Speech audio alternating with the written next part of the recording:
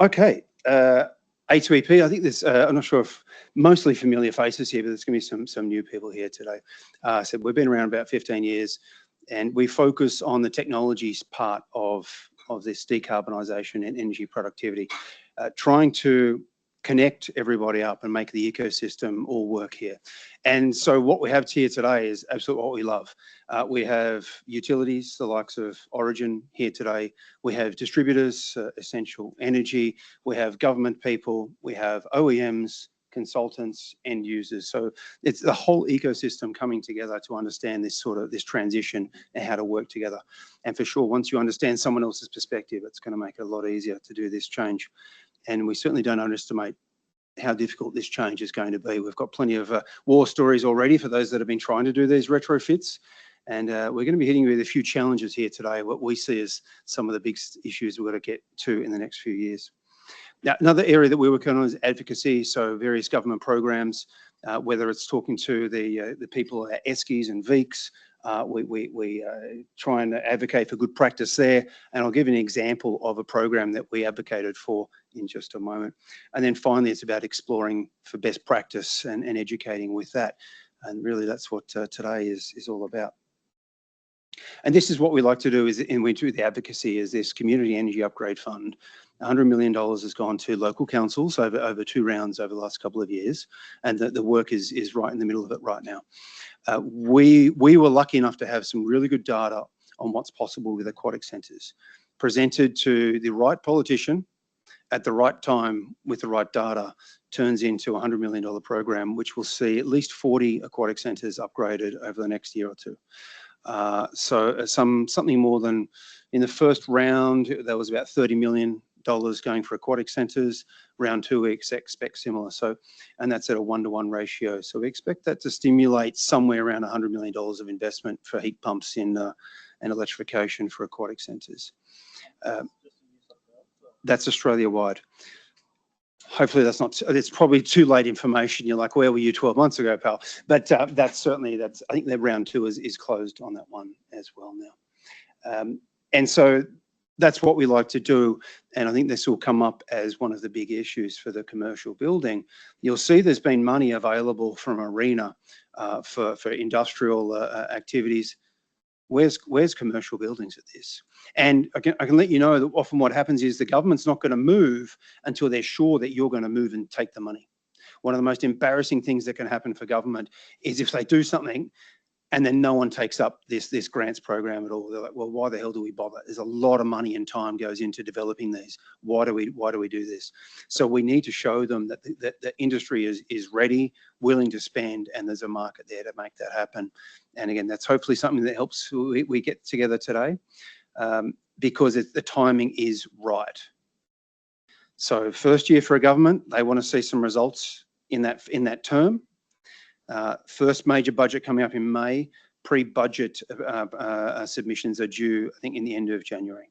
So we've got basically 6 weeks to try and get something together to say this is what a commercial program could look like, and it's examples exactly like we saw with McCauley and with University of New South Wales. This is setting the standard. These are the costs, and this is what's possible going forward. So we're really hopeful to get a submission in coming January on that one.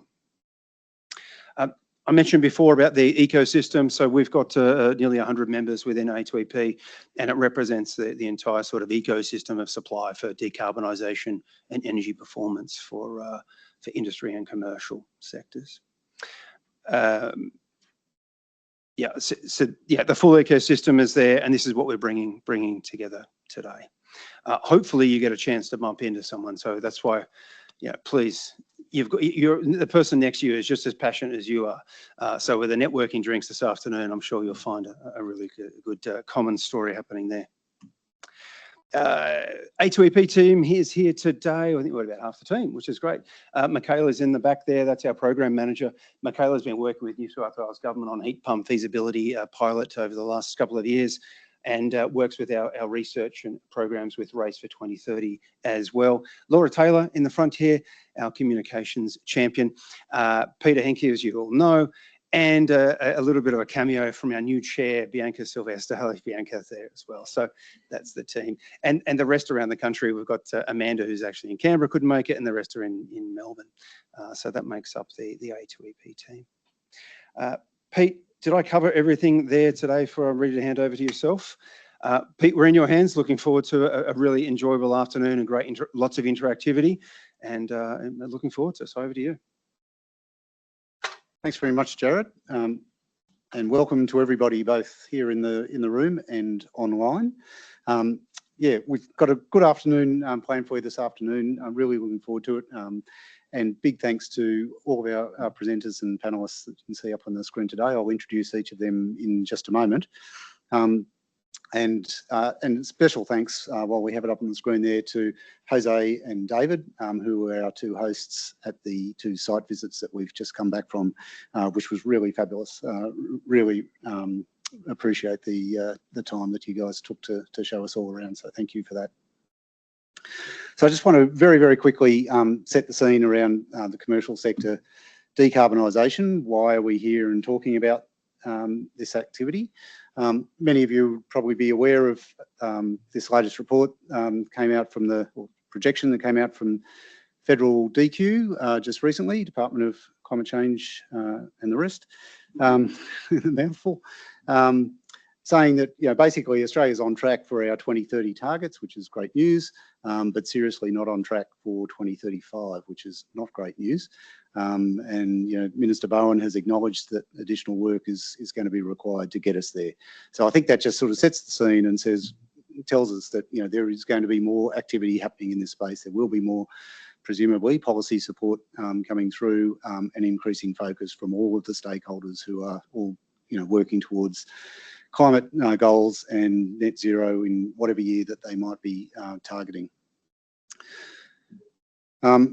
So we have a particular challenge in the commercial building area. A2EP has been working, as some of you may know, in the industrial space for, well, 15 years, as Jarrod indicated. Relatively recent newcomer to the commercial building space, but there is a lot to do in this sector, as you guys all know. At the current rate, as far as we can tell, we're probably on a run rate of something like 250 years to electrify 5,000 or so existing large buildings. So that's not even worrying about the new buildings that are still coming along. So clearly we are nowhere near where we need to be to achieve the sort of targets that we're aiming for. There's a whole lot of ramping up that has to be done in terms of supply chains, in terms of capability, resources and all of that. So we need to accelerate retrofits and now. So that's really what we're here to kick off today, is how do we do that?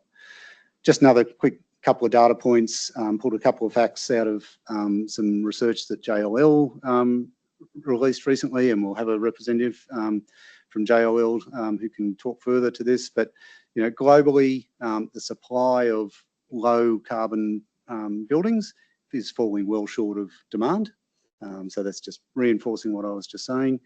And in Sydney and Melbourne, we're sitting around 2/3 or 3/4 of significant occupiers of buildings, you know, large tenants, have net zero carbon targets, and we've got like a handful of buildings that have been electrified to date. So again, nowhere near where we need to be. So as Jarrod alluded to, there's, you know, a few things that we think really need to get some focus in the immediate term. One is that advocacy for support. Jarrod mentioned the Community Energy Upgrades Fund that A2EP played a role in getting support for, and we'd like to think that there's an opportunity to do something similar in the commercial sector, so we're definitely aware of that. We're making connections across the ecosystem. Again, as Jarrod indicated, I think we had some really great discussions, fantastic questions being asked out on site today, and we hope that that discussion will continue this afternoon and into the evening over drinks. That's how we start to build the momentum and the connections that are needed to do this. And a couple of specific areas that we think we really need to get better understanding on. One is data gaps, and that comes to a couple of elements, but, you know, in the first instance, just how many buildings are we talking about? I flashed a screen up before saying 5,000. It's a bit of a guess, to be honest. Nobody really knows how many buildings in which sectors have to be decarbonised. And that's a real challenge if we're trying to advocate for policy action. We've really got to have some hard data. So that's one of the questions that we think we need to address. And then again, as Jarrod alluded to, we do tend to focus on technical aspects of decarbonisation in particular. That's where our strengths are. And there's a real need in this space to avoid what might be called lazy electrification, just sort of like for like. I've got a megawatt boiler, I'll just chuck it out and put a megawatt heat pump in. It's in most instances likely to be a sub-economic outcome if you do that. So how do we get a better economic outcome is really what we're interested in pursuing. So that sort of sets the scene. To help further set the scene, I want to introduce our first speaker, which is Matilde Martin. So I've got a little CV on Matilde. She's a sustainability professional with background in the built environment, and she's worked across multiple teams at NABERS, including the NABERS tool expansion, sustainable finance, market development, and she is now leading the NABERS Energy Updates consultation work. So Matilda's going to give us a bit of an update on what's happening in NABERS world. Matilde.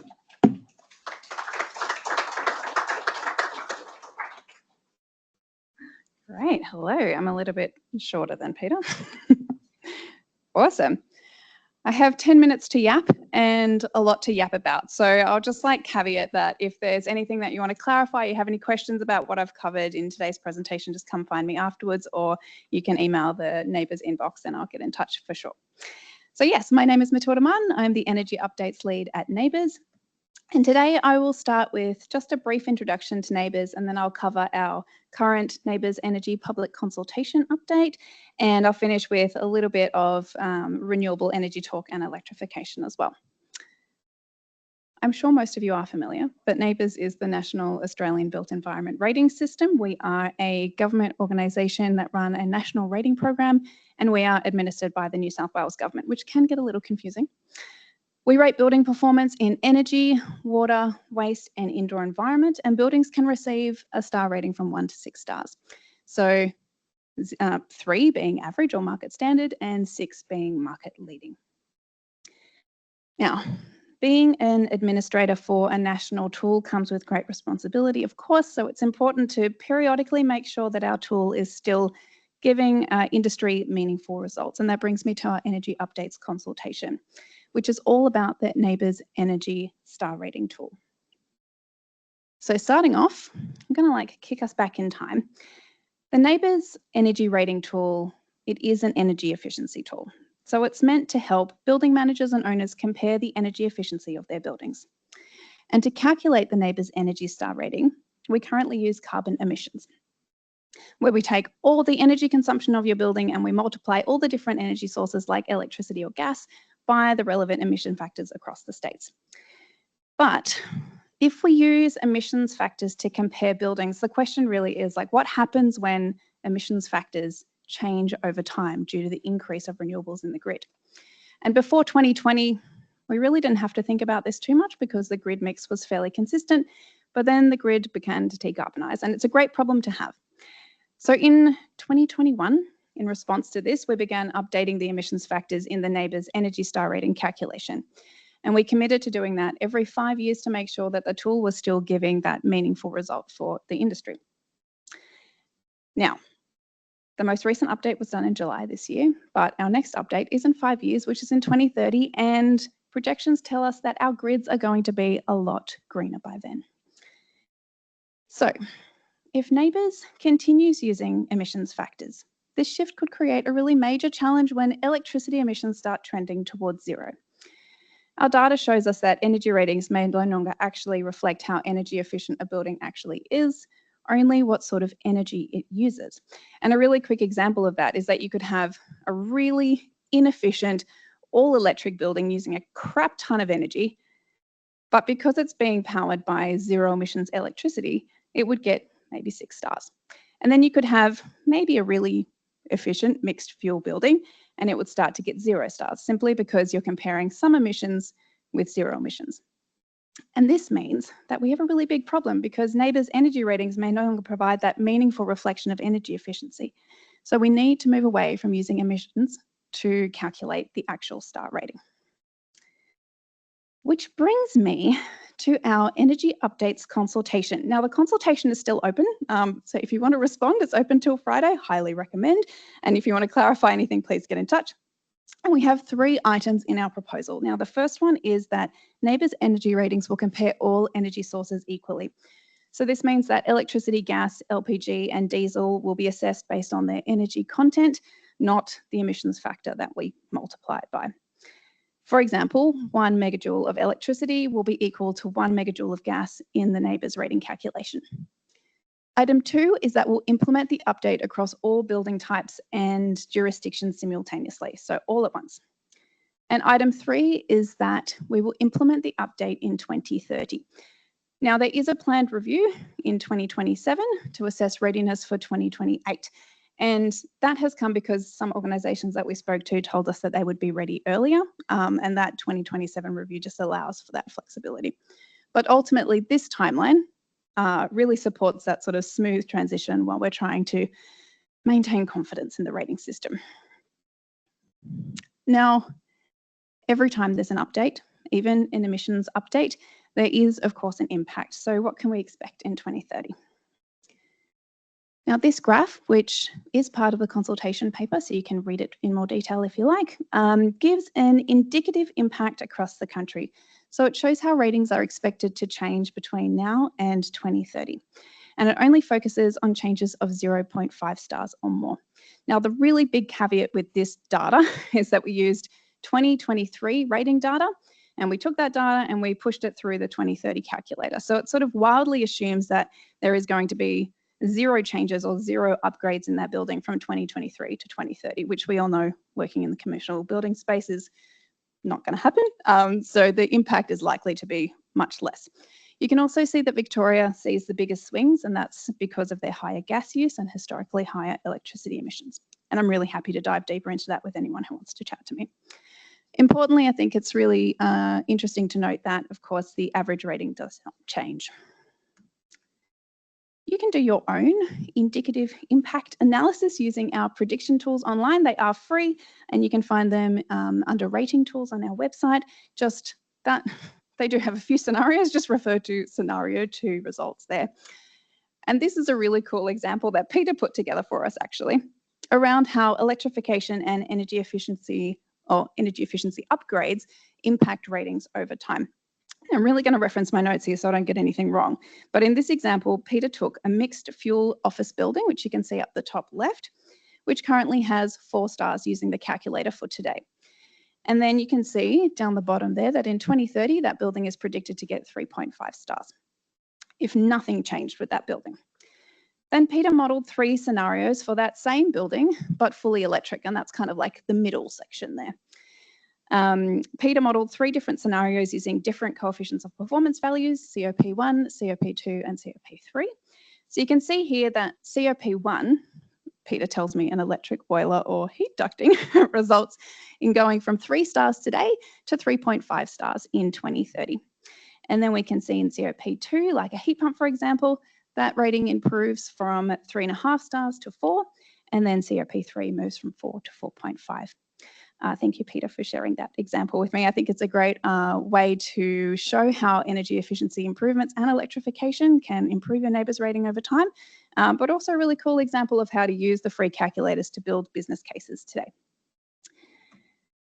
Now, beyond energy efficiency and moving away from the energy updates consultation, electrification is obviously a really big part of the story, and NABERS has a specific indicator for this.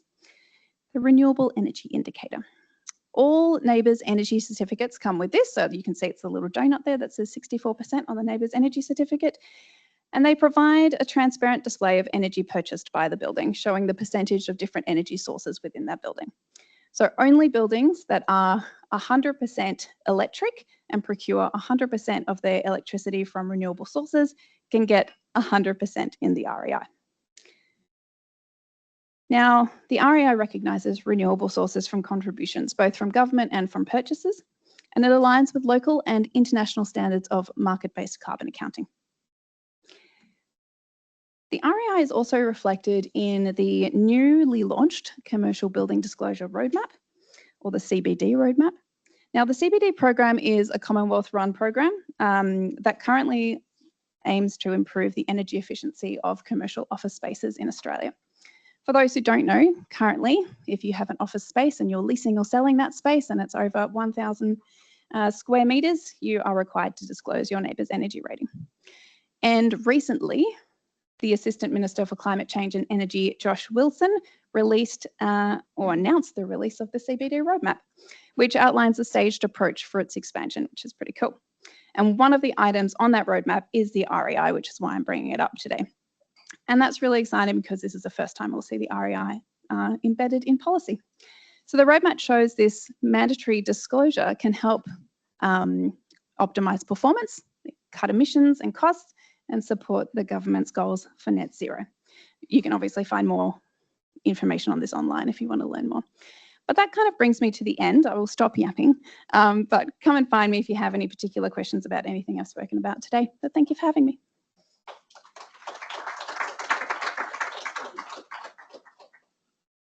Thanks very much, Matilda. That's a great wrap, and appreciate you getting through that in such rapid fire time, because we've got quite a bit to get through this afternoon, so I really appreciate it. Thank you. As Jarrod mentioned, we are going to use Slido on a couple of occasions, 2 or 3 occasions this afternoon, just to get some feedback from people both in the room and online. So I haven't got the splash screen that I intended to come up, but you can join if you can get the QR code up at the top there, or if you just go to www.slido.com and enter the code 1156410. And I'll leave that up for a few minutes while people do that. We're just in this first instance, this first question is kind of like, can you get your name right at the top of the exam paper? We just want to know what sector do you work in, just so we get a feel for what sectors we've got represented. Both. Okay, while people are doing that, I might invite our panellists to come and join us up at the front, just to sort of keep things ticking along. Yeah, so Jose is incredibly well qualified with a PhD in solar energy and has been contributing to global energy policy and research, including with the IEA and other bodies. So I'm incredibly lucky to have Jose joining us.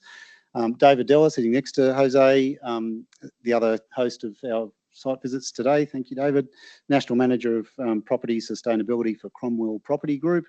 And David's worked at Cromwell for 9 years with a background in HVAC, electrical and automation, and currently doing the strategy for Cromwell's decarbonisation group. Connor McCauley in the middle is Head of Sustainability and a member of the Executive Leadership Team for JLL's Australasian business. Experienced sustainability professional with over 15 years of expertise in ESG, sustainable property and investment management with ESG reporting.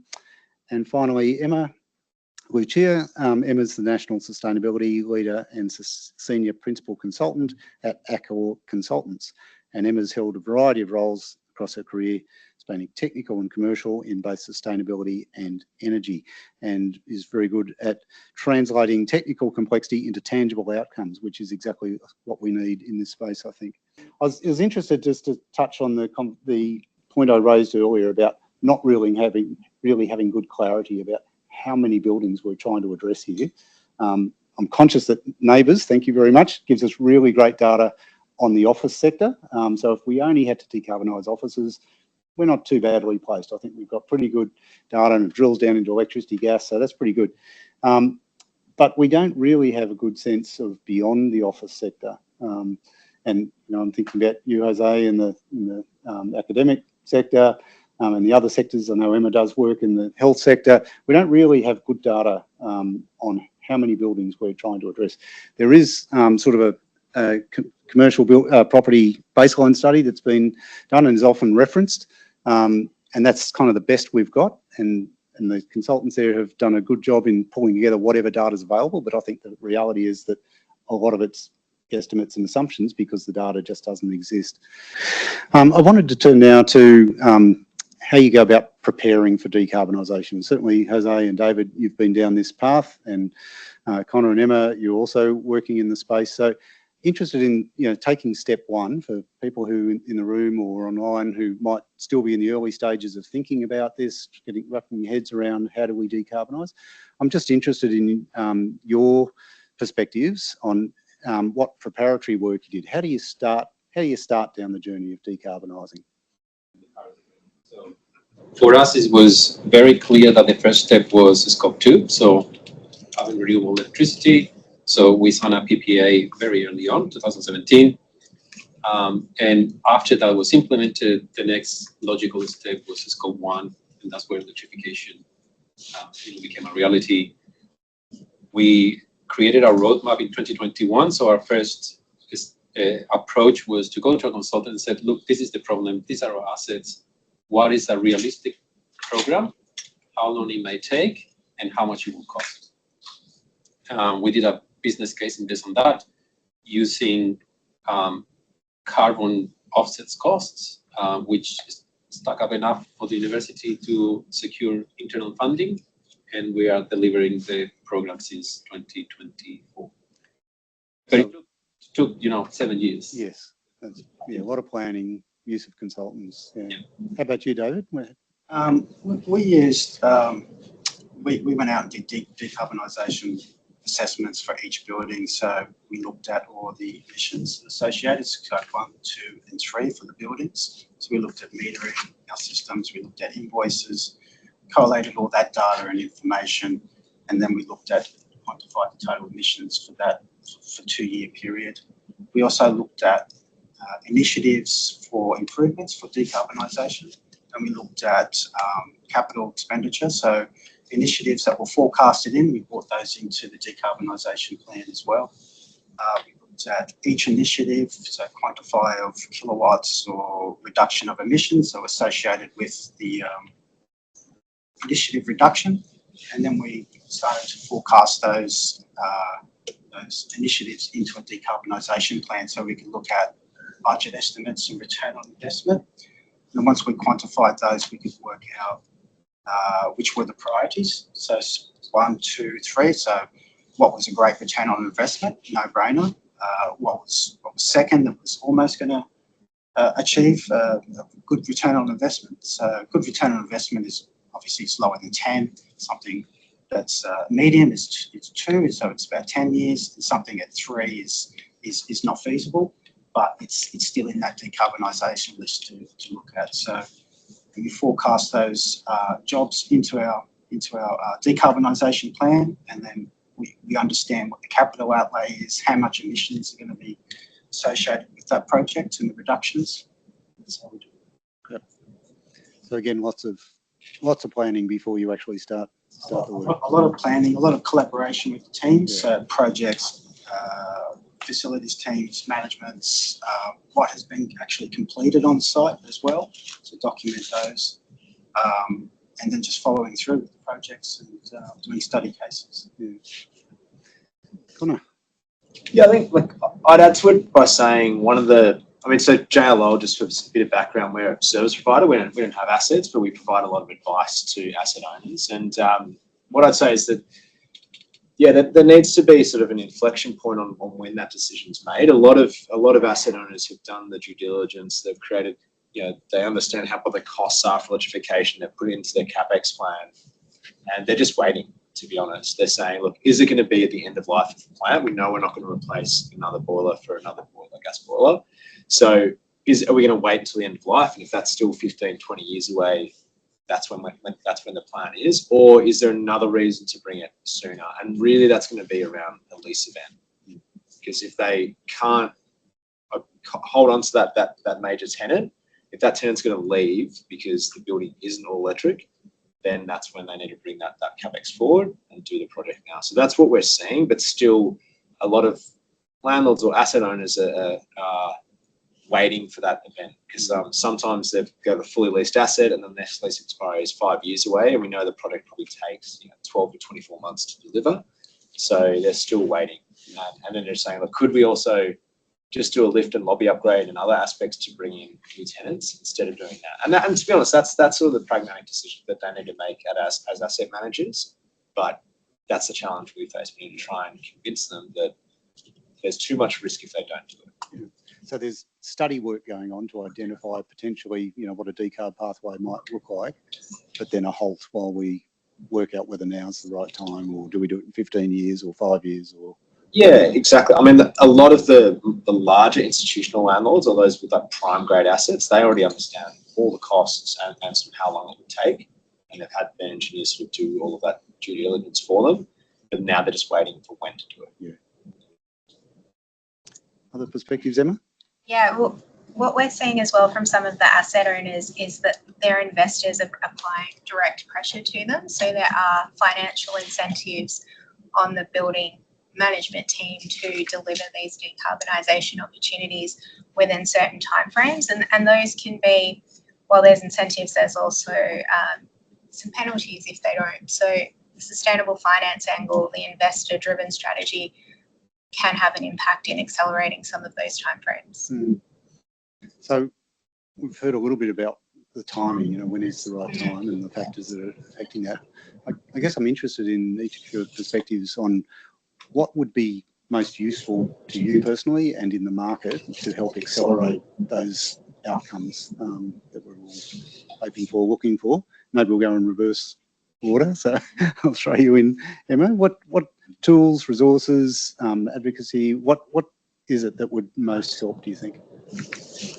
So better data understanding what the opportunity in market is would enable people to pursue those opportunities, whether it's consultants or building managers, provide support around the planning cycle, and to Connor's point earlier, understanding, what is that timeline, how do we help them prepare for it.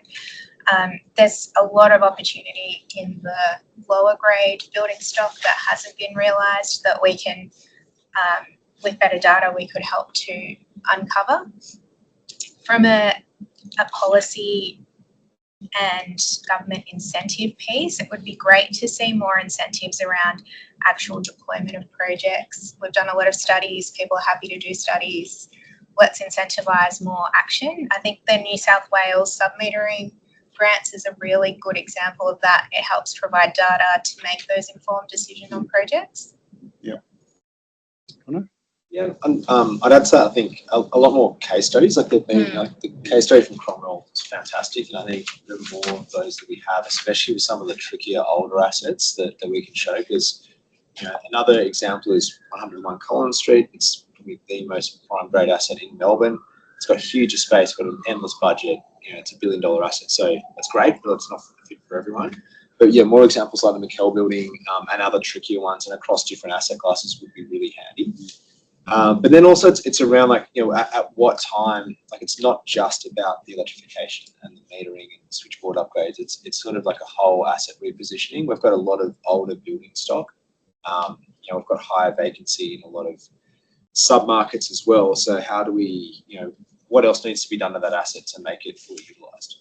It's not just electrification that will, achieve all of our sustainability goals, but what else needs to be done there? And, it takes a broader approach to delivering value for the owners of that asset. Yeah. Okay, so data, advocacy, case studies. David? Just delving into the decarbonisation plan and working out the initiatives, working out the budget costs, emissions reductions, and once you have that clarity in front of you, having that data, you can make the informed decisions at the right time. So you can prioritise moving forward. It's going to align with the building's profile financially with tenant retention, or it's going to improve the NABERS rating. So you can, once you have all that information, it's a lot easier. My advice is with data, retrieving data, you do it in a systematic approach. So you either use one subject matter expert to facilitate the data and information, and the data and information comes back in one format that everyone's used to. So the format would come back for the ESG team, so we quantify the amount of emissions, so they can see that's very basic. The other information that comes back supports the consultant on board, so consultants work within their boundaries. So some of these initiatives would improve from a technology point of view, so it's going to push the boundaries. So consultants don't always like to work outside of the boundaries, so that supportive information can help support those cases as well.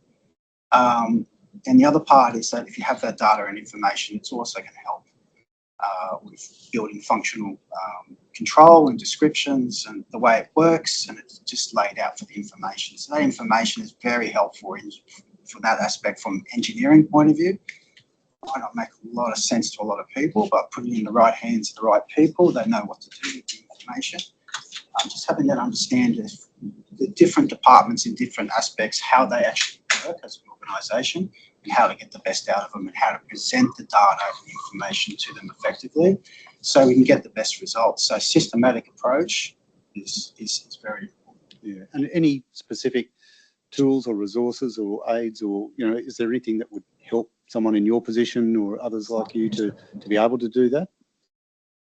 It comes down to systematic approach. So if we can, it can be very diverse in each property, but the subject matter expert can bring that information and bring it into a format for your organisation to use. So it's always the same. So I highly recommend, if you have a lot of buildings to decarbonisation, a lot of electrification projects, that you partner with a subject matter expert, or you actually onboard them. So if you have an extremely amount of data and information and you want to bring it back consistently, then work with the subject matter expert that can do that for you. And because if you think about the targets, the 2030, 2035, if we're going to accelerate, how many mechanical or electrical contractors are going to be able to support 10 projects leading to 2030? So keep that in mind, that when you partner with people, they're going to become your bread and butter moving forward, and timing and constraints around meeting those targets, because it can be, quite nerve-wracking when they say, "I'm sorry, we're doing 4 projects this year. We can't help you." So prioritising is and getting ahead of the game. Is building capacity and capability across the industry, and just knowledge sharing to spread that capability from the relatively narrow group that we've probably got today to a much broader base that we're going to need to hit the sort of rate that we need. Jose, did you have any other thoughts? Yeah, where to start? No, definitely government incentive. I think that's lacking in the commercial area, the higher education area. You mentioned before that Arena has support for industrial electrification, but not that's a big gap. Especially for companies that are taking a bigger risk going first and leading the way, an incentive would be appreciated. More diversity of offering in terms of plant and refrigerants and equipment that is at the top of the line. We are a small market, so we tend to receive things that are not the best in terms of heat pumps and chillers and things like that. A driver for us that it might be quite unique, and maybe also to hospital, is that you can't back up a boiler, but you can back up a heat pump. So if you have crucial or critical operations, you can design your system to operate in a blackout or in emergency situations, and that's a drive for us. Yeah, I think that's and the other thing, that if possible, use an internal cost of carbon. We are pushing, it's not official, but we're pushing to use the social cost of carbon. The New South Wales government has done something similar. I think the ACT has done something similar. It's around $190 per ton, so that makes a huge difference. Yeah, so building the business case, and this is something that A2EP ran a series of webinars on just recently, a series of 4 webinars. How do you build a business case? How do you actually get some of these projects up? Not related to building decarbonisation specifically, but just in decarb generally, and needing to think outside the square. And that's certainly one example of doing that. It's value stacking. What are the things that we can bring to the business case to make this work? So just as an example, the New South Wales government is not exactly the social cost of carbon, but they have internal rules of investment. Yeah. And I think at the moment, the internal cost is around $150, but by 2030, it's going to be 300 or 320. So it has a kind of hockey stick trajectory. So it's going to change quite quickly. Thanks. Those really great insights. I just want to turn quickly in the last few minutes that we have to think about sort of the drivers and the key stakeholders that we need to bring on board to make this happen. Again, thinking about how do we accelerate this activity. Nothing happens without a driver, and the stakeholders are the ones that are driving that. So I might go inside out this time and start with Connor, perhaps. Your thoughts on key drivers, key stakeholders. How do we make this happen faster? Yeah, I think, look, I'll take the approach because I don't have as much of the engineering background. But, you show up some numbers from a recent report of ours around the drivers from the demand side, and I think you had 67% and 76% from Sydney and Melbourne. Those numbers have actually increased now in a report we released just last week. So it's up to about 85% in Sydney and 92% in Canberra, because Canberra's got mainly public sector large tenants there. So yeah, definitely, I think it's continued education to occupiers within these spaces. So not only commercial corporates or the public sector in offices, but all occupiers in all asset classes, really understanding that they have an opportunity to push the landlord when they're going through that lease negotiation, and they have an opportunity there to ask them about decarbonisation and what they're doing, how they're improving energy efficiency. So we're definitely doing that in JLL, but I think everyone, even if you've got a lease that's coming up to an end, how can you use that as a way to maybe take some of that incentive price and incentive that's given to you and reinvest that in energy efficiency. So that's one area, and then I think the other one is really on that sustainable finance side. I think there's a lot more opportunities.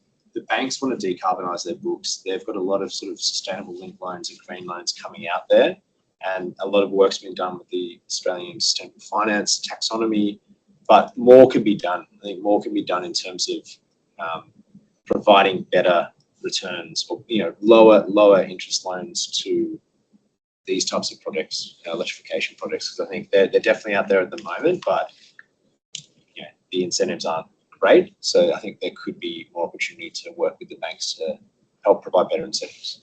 And you alluded earlier to the importance of tenancy renewal and retention, and I'm just thinking about how do we bring the tenants into this conversation more front and centre if they're not already? Look, I think the mandatory reporting that's coming in from this year onwards will help with that. A lot of occupiers will have to report on their carbon emissions, and they'll also have more transparency for the bigger emitters as well. So I think that's an angle to do it, where over the next 3 years we're going to have something like 23,500 entities, so both public and private, that will be reporting on carbon emissions. So again, back to your earlier question around availability of data, it's only going to show us scope 1, 2, and 3. But we can ask the question on how much emissions is coming from your landlord or your operations, and they should have access to that information because they have to report on it. Yeah. So hopefully that's another way, another lever that we can all lean into decarbonisation, because there'll be a lot more transparency over data. Great. David, very quickly, we are sort of running out of time, but key drivers and stakeholders from your perspective. Key drivers. So our decarbonisation plans, we've got our categories of risk and 1, 2, and 3. So those are aligning with building life cycle. They also align with tenant as well. So having that clarity 2 years before, and the projection of when those decarbonisation plans need to be actually executed on site, we can then start to understand the data and information that's going to support the case, and then mitigating the risk that's involved with it. And putting that clarity towards the in an options or report to stakeholders who are making those financial decisions, so that you've done the due diligence of what's required and the risk, what's the payback, resilience into the building as well, redundancy, something that's going to future-proof the building. The dynamics, the tenant dynamics might change in 5 years, so it might be a different tenant in 10 years. The hardest thing is getting the infrastructure approved to be put into it, to be installed. you don't have the infrastructure installed and approved, you try to get it later, it's a harder case because it's a different life cycle of trying to get that approved. So getting that equipment in, getting the efficiency in is, and having the sustainable reports, information, all the risks associated to it, and it's in a way that can support a financial decision of that building strategy will make a better decision. And my advice is that when someone says no, and then someone says it can't be done, that's the start of your journey. So better data, better solid business case. Yeah. Emma, over to you. Drivers. Yeah, so back to mandatory disclosure, framing the conversation around risk and risk mitigation. It's a lot cheaper to do a study up front and make sure that you're covering off, have we done this properly? Are we budgeting for it? And then enabling an organisation to go on that journey. With the tenancy conversation, I've had discussions with asset owners where we're talking about, well, that lease, the tenant will ask for some of these sustainability measures. So you have a bucket of money for incentives, use that for sustainability. So it's a two-way conversation. I'll leave it at that. Thank you. And finally, Jose, your thoughts? Yeah, I think I mentioned drivers before, so I might focus on stakeholders, or which, you know, for us, our users are academics, staff, and students. I think, kind of following what Connor mentioned on tenants, I think that we're not originally in our first projects that we invest a lot of money, we did all this work. At the end of the day, the building looked the same and it functioned the same. So it's not evident what happened. So communication from the beginning, this is what we're doing, this is why, these are the benefits, and, you know, we're in this journey together. Students get particularly, you know, excited, so we can celebrate the wins. That was key for us. Yeah. Perfect. Look, that's been really helpful and informative, and I think we could talk all afternoon. In fact, hopefully we will talk into the evening, but I think we might leave it there just so that we can get through a few other items this afternoon before we do move on to drinks. So I'd like you all just to thank our panel. I really appreciate your time. Thank you. Thank you. Excellent. All right. Well, after that discussion with the panelists, I thought we might just do another quick Slido to get perspectives from, again, the assembled group around what sorts of solutions are currently being explored and or implemented by you or your organisations. You've got a range of different electric and other solutions there, and just interested to get a bit of a snap poll on who's looking at what for decarbonisation.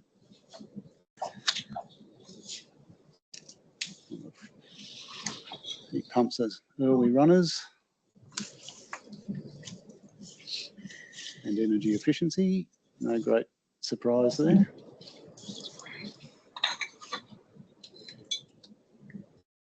Yeah, I think those two often, almost always, go together, don't they? We see the role of energy efficiency to make sure that we're right sizing, we're appropriately sizing and designing the heat pump so that we're not over investing in heat pumps. So not surprising to see those two coming out on top. But a smattering for some of the other options as well. Interestingly, all electric solutions there other than the carbon offsets, which is always a fallback option. So thank you, that's really helpful. Because that takes us to the next topic of the afternoon, which is really how can we help you decarbonise? As Jarrod mentioned at the beginning, that's really what A2EP does. We're an industry association. We like to help members and the broader industry decarbonise, become more productive. And so we're really wanting to replicate our work in that space, in that way, in the commercial sector space. And I thought I might ask Jarrod just to come back up and talk through a little bit over what's happened over the last year or so. I've only recently joined A2EP and will be leading the commercial building space next year and onwards. But I thought for a quick recap, I'll hand back to you, Jarrod. Thank you. bit of a mention on grants before. Just checking if everyone see the awareness of what grants are available. Anyone aware of the heat pump studies that are still open? Yes, yeah. Anyone not aware? Maybe that's the easy way to go. That's still open. I see that's guys from New South Wales Government. It's been extended for a bit longer, so it must be from that. There's still some money available. Also, you've got the metering. So it was requested about data and metering there. Metering, sub-metering grants available, freshly open, so no doubt still money there. You've also got the energy performance services. That's a co-funding, and then finally metering implementation. That's the biggest one, I think, there. So looks like you guys have done a fabulous job getting that ready together and supporting industry. So that's great. And also was a big help in helping us produce a lot of this materials. So big thanks to the New South Wales Government really leading the way across Australia. That's for sure. We developed this work through 2023. With help of likes of UTS, and Andrea Triani is here today, who also helped us prepare some of this work. And so the first one that was released last year was the refrigerant guide. The feedback from that is it's the best thing from that they're saying, apart from it's easy to read, is there's a nice flow sheet of you look at your building, whereabouts is your plant equipment, and you can sort of go through and say, well, these are your obvious choices. So it's trying to make that simple and help you guide there. There is more work to be done. GBCA has just got a new version of that there and develops a bit more and talking about PFAS and things. So that there's something further happening on that one as well, but that's a good starting point. You've also got our how-to guide. And this is where we've been working the last year or so, and it very much dives into this idea of reducing that heating hot water temperature. And that's where we did those workshops there that were done in April this year. Within that how-to guide, it really does talk about energy efficiency and talk about getting the data, and really quite a good comprehensive guide to take you through the whole process there. For sure, with every publication that I've ever been involved with, within about 3 or 4 months, you go, I wish I'd included that. So look, these are never perfect, and it is moving, the whole space is moving. But as of earlier this year, it was really good. But there's always more, and you've got to always be reaching out to find the latest in best practice as well. We have launched the heat pump estimator tool, and there's still some ongoing work with that as well. And it's pretty much, I'd say it's one of the better in the world where you can enter in your basic data, and it is going to give you a capital cost estimate and COP, give you an estimate on your ESCIs or VEECs as well. So quite a useful tool. There's about 300 or 400 active users on that tool at the moment, and so we know it's getting a reasonable amount of usage there. And then finally, the latest big thing we've done is on this heat pump readiness workshop, and this is about getting that temperature down. Absolutely so crucial. We're so glad to hear that Cromwell's done it. We know University of New South Wales has done it, and nearly every one of these buildings that have gone ahead have looked and tried that for the moment, and we're looking forward to doing that again next year. Peter, I think that was all for at the moment for what we've done, but yeah, looking forward to next year and what we can do there. Yeah, so hopefully you should now have access to Slido once more for our third and final question, which is really just following on from where Jarrod led in there. But how can we best help you in 2026? We have our own ideas, which I'll come to on the next slide after this. Hopefully you're getting access to that, because I'm not seeing anything coming up. Oh, that's right. This was a text entry. That's why I'm not seeing it come up. So you'll need to do a bit more work here to enter what you'd like to see. But as I say, we've got our own thoughts about what we could do to support industry. We've heard already things like case studies, knowledge sharing, and helping share expertise across the industry, bringing the networking, bringing the expertise together and the ecosystem together. So we've got sort of a mud map of what next year looks like, and I'll turn to that in just a sec. But we're really keen to have that informed and shaped by the industry, which is why I'm really keen to get your responses in here. So I'll leave this.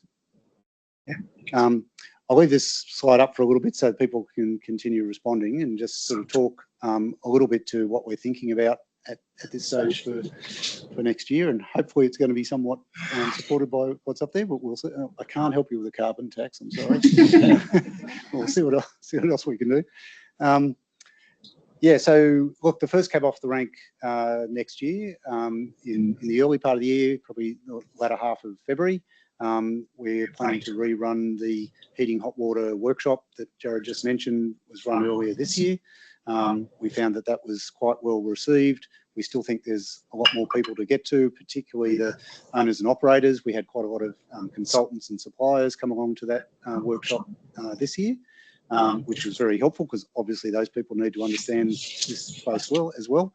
But we'd really like to get more of the owners and operators in the door if we can, to help them understand what this looks like. And that's really all about understanding, how do I not replace an 80-degree boiler with an 80-degree heat pump? Because in most instances, as I said, that's going to be very expensive.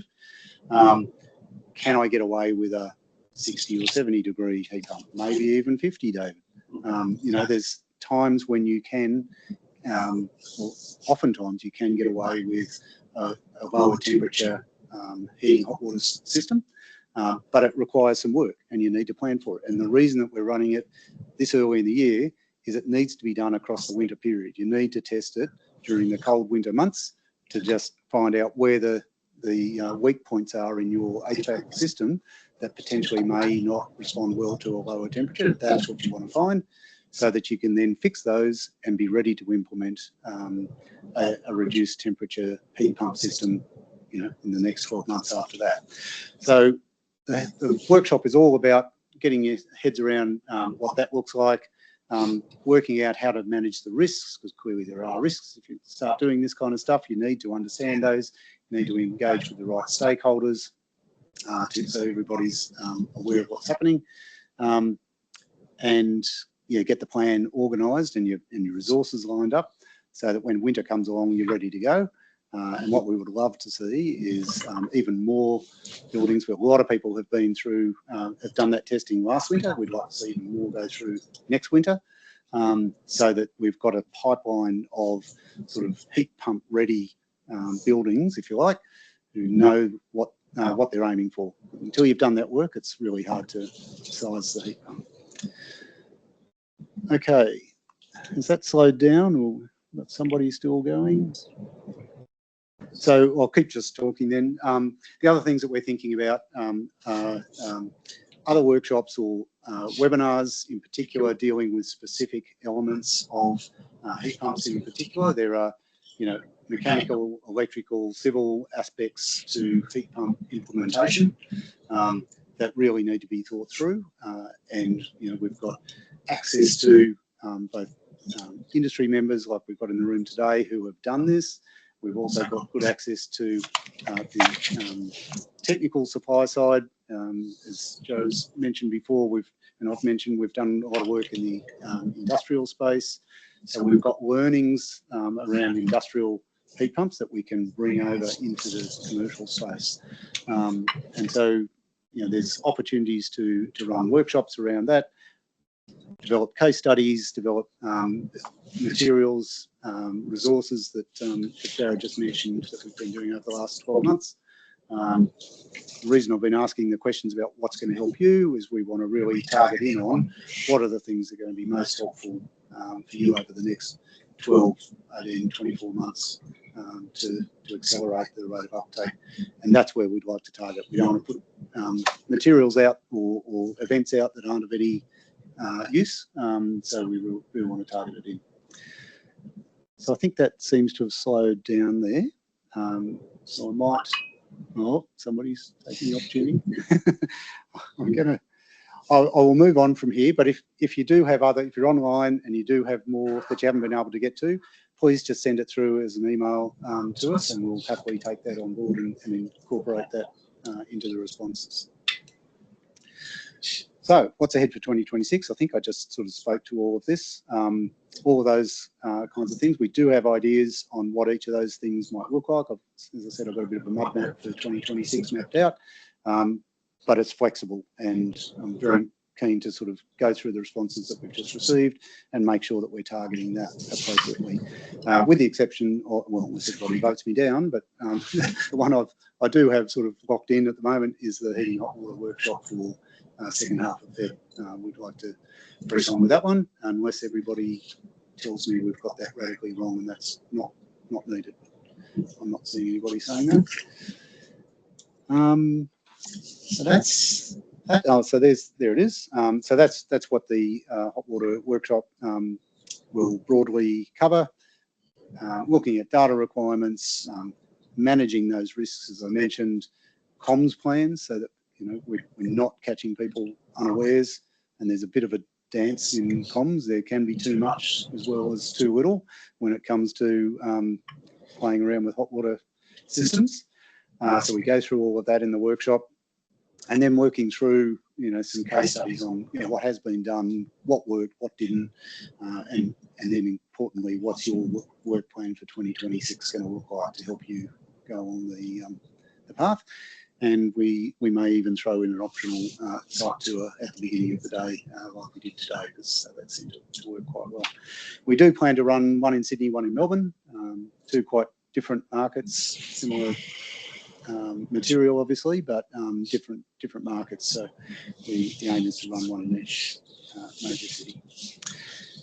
And that's about all the material I wanted to present this afternoon. Jarrod's telling me I've forgotten something. No, Jarrod forgot something. Jarrod forgot something. You want to jump in? There was just another part, and since we do have Chris Briggs in the house here, and flexible demand, we do a lot on roundtables. We're doing a bioenergy roundtable, electrification, and flexible demand. Flexible demand does need to come hand in hand with electrification, and so Chris there is driving a series of roundtables that we've been supporting with. You're working with a lot of different people there, with NABERS, with Buildings Alive. There's a lot to coordinate down with EEC, but Chris this will be an integral part of the work going forward that's locked in for next year as well, a series of roundtables, trying to help with the distributors like Essential and but more probably with Ausgrid, obviously for here, and others to say make sure they're on board with what's needed on the flexible demand side of things as well. So Chris will be making sure there's plenty of overlap with any of this work that we're doing that's going to feed into that work from ISF there as well. That was basically it.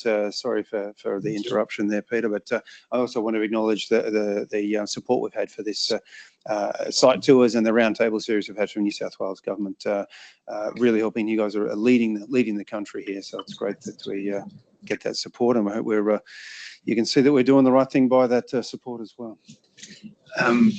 Pete, back to you. Thank you. I was really just going to wrap up again by thanking everybody, Matilde and our panelists. Thank you, and again our site hosts, David and Jose. Really appreciate it. It's been a fabulous day from my perspective. I hope those that attended the site and came along today and are online, I hope that you've got something out of it as well. And we look forward to working more with you all next year and hopefully accelerating that rate of decarbonisation, because there is a lot to be done. So I was just going to finish with saying you can follow everything that we're doing. We're on LinkedIn, is probably the best way. Well, our website as well as LinkedIn. You can go to just search for A2EP and you'll find us on the web, or LinkedIn, search for A2EP. And hit the follow button and you will get updates on the various activities that we've got going on.